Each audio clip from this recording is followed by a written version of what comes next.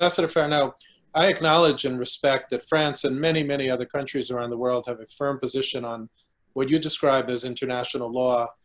Um, I don't agree with the interpretation, but I respect that the interpretation exists.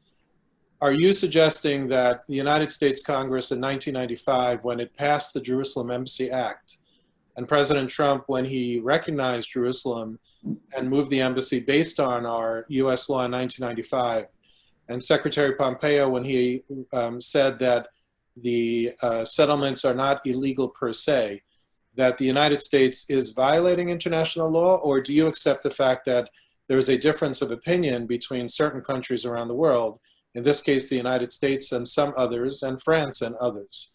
So which is it? Are we violating US international law also, the United States that is? Or is there a difference of opinion on international law?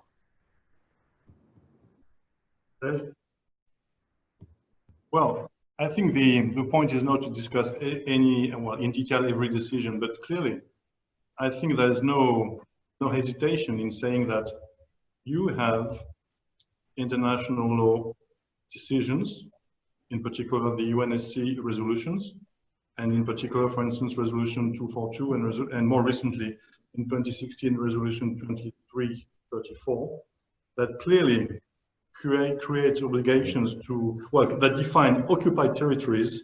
I think that might help as well in the debate concerning annexation or not. They define occupied territories clearly. And on that, the West Bank and Gaza are occupied territories. Well, more, of course, especially the West Bank now.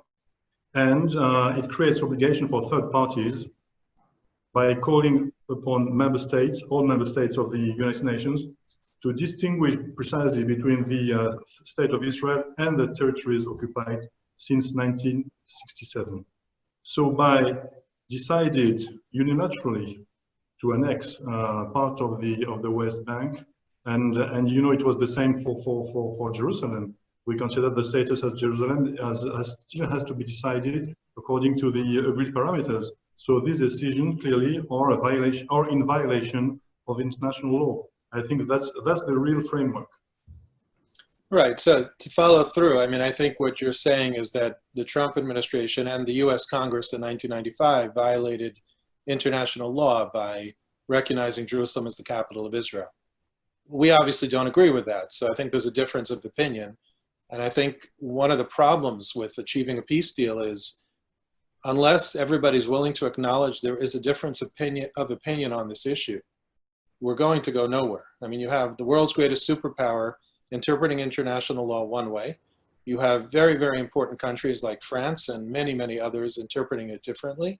We have to agree that there's a difference of opinion.